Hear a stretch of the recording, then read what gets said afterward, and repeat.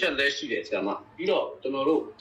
one day ရတယ်ကျွန်တော်တို့ပြည်သူတယောက်အနေနဲ့တော်တော် one day ရတယ်တယောက်အနေနဲ့မဟုတ်တစ်မျိုးလုံးလိုလဲဒီလိုကျွန်တော်လိုပဲခံစားရမယ်လို့ကျွန်တော်ယုံတယ်ပေါ့နော်ဘာလို့လဲဆိုတော့ပြောမယ်ဆိုရင်ကျွန်တော်တို့လာရှုမျိုးက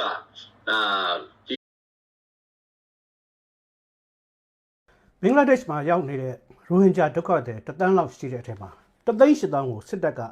ပြန်ပြီးတော့လက်ခံမယ်လို့အတည်ပြုလိုက်ပါပြီအဲ့ဒီ3,800,000မှာဘင်္ဂလားဒေ့ရှ်အစိုးရဘက်ကစုစုပေါင်း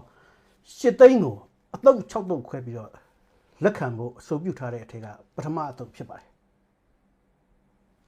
ထိုင်းနိုင်ငံဘန်ကောက်မြို့မှာပြုလုပ်ခဲ့တဲ့ဘင်္ဂလားပင်လယ်အော်ဒေသများစီးပွားရေးနဲ့နည်းပညာပူးပေါင်းဆောင်ရွက်ရေးအဖွဲ့ BIMSTEC ထိပ်သီးအစည်းအဝေးပွဲမှာဘင်္ဂလားဒေ့ရှ်အထူးကိုယ်စားလှယ်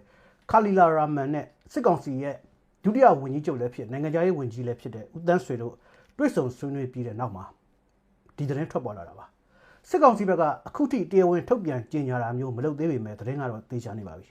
အခုလိုအချိန်မျိုးမှာရိုဟင်ဂျာ3,800,000ကိုပြန်လက်ခံမယ်ဆိုတာဟာဘာသဘောပါလဲဘာရည်ရွယ်ချက်နဲ့အခုလိုလက်ခံလိုက်တာပါလဲစဉ်းစားတွေးတောစရာတွေအများကြီးရှိပါတယ်စစ်အုပ်စုဟာရိုဟင်ဂျာမုံတီးရေးကိုအကြီးကျယ်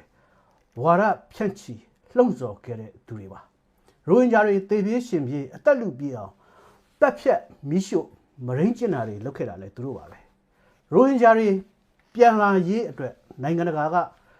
ကြိုးစားကြတဲ့အခါမှာလဲစစ်ဆက်ညှိနှိုင်းကြတဲ့အခါမှာလဲခါခါတီးတီးညှင်းဆန်ကြတဲ့သူတွေဟာလဲသူတို့ပါပဲအဲ့ဒါလို့ခါခါတီးတီးနဲ့အကြောက်အကန်ညှင်းဆန်နေရကနေဘာကြောင့်ရုတ်တရက်စိတ်သဘောထားပြောင်းလဲသွားပါလဲရိုဟင်ဂျာ3,800,000ကိုလက်ခံဖို့ဘာကြောင့်အခုဒီချိန်မှာလွယ်လွယ်ကူကူသဘောတူလိုက်တာပါလဲဒါကအရေးကြီးတဲ့အချက်တစ်ချက်ပါ